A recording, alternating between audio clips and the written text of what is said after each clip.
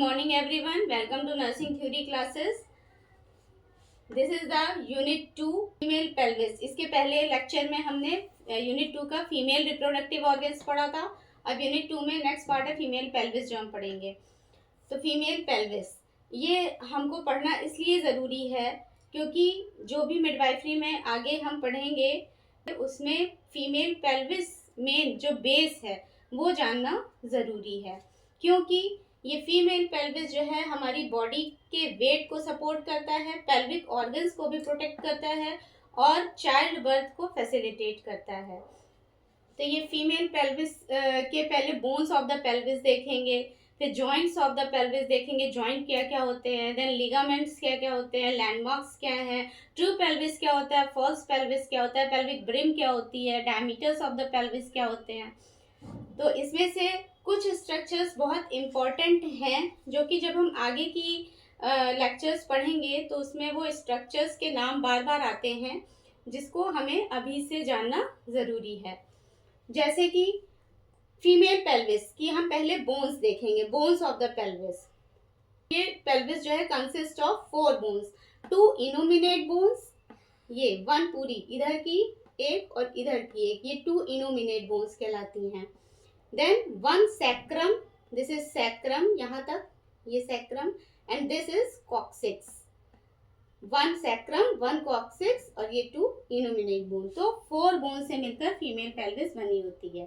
अब ये जो इनोमिनेट बोन है दोनों तरफ की, ये भी जो है 3 पार्ट में डिवाइड होती है, इलियम, इस्चियम और प्यूबिस. 3 में. This is ilium, this is ischium and this is pubis. Pubic bone इधर और प्यूबिक बोन इधर, और जो दोनों जहां पर आकर मीट होती है वो स्ट्रक्चर कहलाता है प्यूबिक सिम्फाइसिस. सिम्फाइसिस मतलब ही जोड़ होता है. तो सबसे पहले हम इलियम देखेंगे. यहाँ से ऊपर जितना है ये पोर्शन, ये पार्ट इलियम कहलाता है. ठीक है. और इलियम क्या है? Largest upper most part. जैसे ये सबसे लार्जेस्ट अपर मोस्ट पार्ट है. इसमें स्ट्रक्चर क्या क्या होते हैं, इस इलियम पार्ट में स्ट्रक्चर क्या क्या होते हैं? 6 स्ट्रक्चर्स हम इसमें जानेंगे. जैसे पहला है इलियक फोसा. इलियम में ये जो पोर्शन होता है वो होता है इलियक फोसा. एक यहाँ गड्ढा जैसा होता है, फोसा मीन्स ही गड्ढा होता है, तो वो पार्ट कहलाता है इलियक फोसा. देन ये कहलाता है इलियक क्रेस्ट. ये पोर्शन इलियक क्रेस्ट, ये जो राउंड पोर्शन है ये इलियक क्रेस्ट कहलाता है. इलियक क्रेस्ट को हम इमेजिन भी कर सकते हैं कि जब हम अपनी वेस्ट पर अपना हैंड रखते हैं, अपनी कमर पर जब अपना हाथ रखते हैं तो हमारा हाथ जहाँ पर रेस्ट करता है, जहाँ पर स्थिर होता है कमर पे, वही पोर्शन, ये राउंड पोर्शन फील होता है, वही इलियक क्रेस्ट होता है. तो 2 स्ट्रक्चर ये हो गए. देन ये anterior superior iliac spine. This is anterior superior iliac spine. और इसी के नीचे होता है एंटीरियर इंफीरियर इलियक स्पाइन. तो एंटीरियर सुपीरियर इलियक स्पाइन भी हम फील कर सकते हैं कि जब हम अपनी वेस्ट पर हाथ रखते हैं जहाँ पर हमारा हैंड रेस्ट कर रहा है, तो एंटीरियरली यानी आगे की ओर हमें एक शार्प सा शार्पनेस महसूस होती है, एक नुकीला पार्ट महसूस होता है जो कि कहलाता है एंटीरियर सुपीरियर इलियक स्पाइन.